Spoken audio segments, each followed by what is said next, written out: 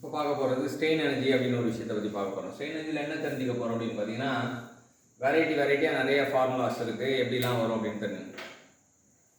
Strain energy எது மூலிமா கண்டுபிடிக்கலாம்னா load deformation diagram மூலிமா கண்டுபிடிக்கலாம்.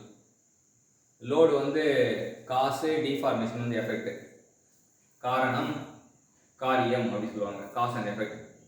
ஸோ லோடு டிஃபார்மேஷன் டயக்ராம் மூலிமா கண்டுபிடிக்கலாம். ஸ்ட்ரெயின் எனர்ஜியோட யூனிட் நியூட்டன் மீட்டரு இல்லை ஜூல்னு சொல்லலாம். ஸ்ட்ரெயின் எனர்ஜி டிஃபைன் பண்ணால் energy store in a body when is strain பண்ணும்போது அதில் எவ்வளோ எனர்ஜி ஸ்டோர் ஆகுது, அதுதான் ஸ்ட்ரெயின் எனர்ஜி அப்படின்னு சொல்லிட்டு தெரிஞ்சுக்கலாம். ஃபஸ்ட்டு நம்ம பார்க்க போகிறது டியூ டு யூனிஃபார்ம் ஸ்ட்ரெஸ் இல்லை ஆக்சுவல் லோடிங்னால என்ன அப்படின்னு பார்த்தீங்கன்னா, இதான் லோடு நீங்கள் பார்க்கறது load deformation diagram. Load Y ஆக்சில் இருக்கும், டிஃபார்மேஷன் எக்ஸ் ஆக்சில் இருக்கும். இது யூனிஃபார்ம்னால அது கிராஜுவலாக இன்க்ரீஸ் ஆகும். இது யூஸ் சஃபிக்ஸ் ஏன்னு சொல்லுவாங்க. இது பார்த்தா உங்களுக்கு ட்ரையாங்கிள் மாதிரி தெரியும். ட்ரையாங்கிளுக்கு formula half into b h, half h இது பி, பிக்கு டெல்டா, ஆஃப் பி டெல்டா. டெல்டாக்கு சின்ன வயசுலேயே நீங்கள் ஃபார்முலா படிச்சிருப்பீங்க, பிஎல் பை ஏன்னு சொல்லிட்டு டெல்டாக்கு சப்ஸ்டிட் பண்ணுறீங்க. அப்போ உங்கள் மைண்டில் என்னன்னா B square L by 2AE தான் P square L by 2AE தான் என்னது அப்படின்னு பார்த்தீங்கன்னா, it is strain energy stored in a body due to the actual loading. Maybe இந்த ஃபார்முலா சொல்லலாம், இந்த ஃபார்முலா சொல்லலாம். அடுத்து எப்படின்னு பார்த்தீங்கன்னா, இது இல்லாமல் வேறு எப்படி கண்டுபிடிக்கலாம், ஸ்ட்ரெஸ் ஸ்ட்ரெயின் டயக்ராம்ஸ் கண்டுபிடிக்கலாம். Stress strain diagram area under the stress strain diagram. இது ஒரு ட்ரையாங்கிளாக கன்சிடர் பண்ணிங்கன்னா ஆஃப் இன்ட்டு சிக்மா இன்ட்டு இது எதை குறிக்குன்னா strain energy per unit volume. அப்போ வால்யூம் மழை பெருகும்.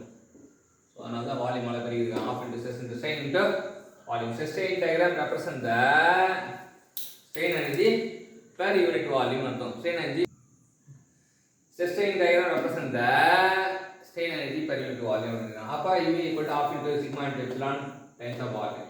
இப்போ சிக்மாக்கு பதிலாக எப்சிலான் டின்னு போட்டிங்கன்னா ஏன்னா stress by strain equal to Young's modulus.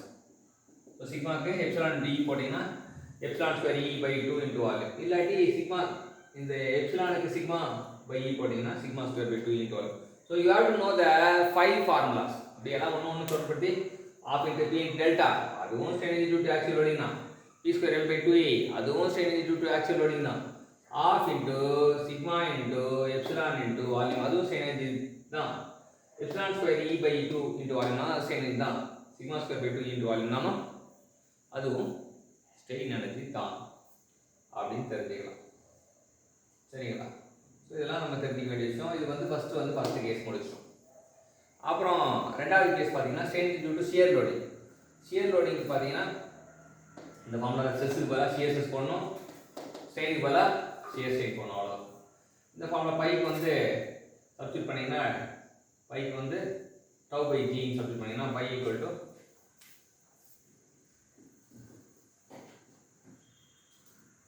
tau by cos square by 2g into r. இது strain energy due to shear loading. ரெண்டாவது ஃபார்முலா தெரிஞ்சிச்சு. இதுல ரெண்டு ஃபார்முலா தான் இருக்கு, அதனால ஞாபகம் வச்சுக்க ஈஸிதான்.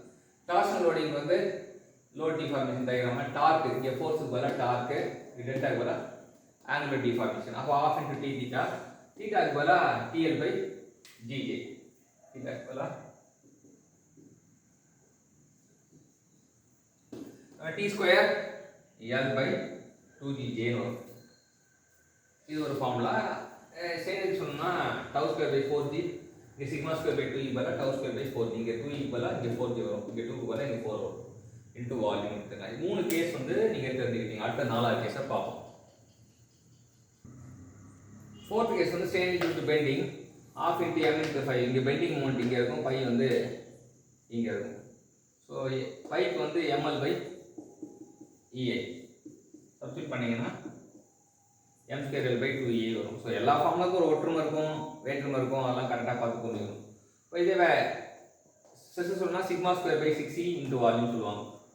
இது இதே வேரியபிளாக இருந்ததுன்னா interval a to b m square dx by 2EI. இது எல்லாமே கேட் எக்ஸாமில் இம்பார்ட்டண்ட்டாக கேட்கப்பட்ட formula.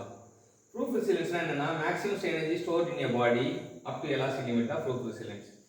So resilience equal to sigma square b into v by 2e அங்க போட்ட அதே ஃபார்முலா தான். மாடுலஸ் ஆஃப் ரெசிலியன்ஸ் என்னன்னா it is a strain energy stored per unit volume. அதாவது maximum strain energy stored in a body per unit volume தான் modulus of resilience. Elastic strain energy stored in a rod பார்த்தீங்கன்னா rho L square by 8AE அப்படின்றாங்க. rho L square by 8AE elastic strain energy stored in a body. இப்போ இது பார்த்தீங்கன்னா அது okay. Elastic strain energy stored in a self supporting beam வந்து omega square L cube by 96A என்று தெரிஞ்சுக்கலாம். அடுத்து பார்க்க போறது டஃப்னஸ் என்னன்னு பார்க்க போறோம். டஃப்னஸ் என்னன்னா strain energy stored up to the fracture point. முடிவு வரைக்கும் எவ்வளவு எனர்ஜி ஸ்டோர் ஆகுதோ அதான் வந்து டஃப்னஸ். இந்த ரெசிலியன்ஸ் அப்படின்னா என்ன ஆகும் அப்படின்னா ஸ்ட்ரெயின் டயக்ராம்ல up to elastic limit. Strain energy stored up to elastic limit வந்து ரெசிலியன்ஸ் சொல்லுவாங்க. Strain energy stored in the body up to fracture point வந்து டஃப்னஸ் சொல்லுவாங்க. அதே மாடல்ஸ் ஆஃப் டஃப்னஸ் பார்த்தீங்கன்னா strain energy stored by a body up to fracture point per unit volume. Strain energy volume modulus of toughness அப்படின்னு பார்க்கும்போது strain energy stored up to fracture point by volume. இதே modulus of resilience னா strain energy stored in a body up to elastic limit per unit volume. அதான் நாலு விஷயமும் ஒண்ணா ஞாபகம். resilience, toughness, modulus of resilience, modulus of resilience. நாலுல இருந்து ஒரு கேள்வி கண்டிப்பா வரும்.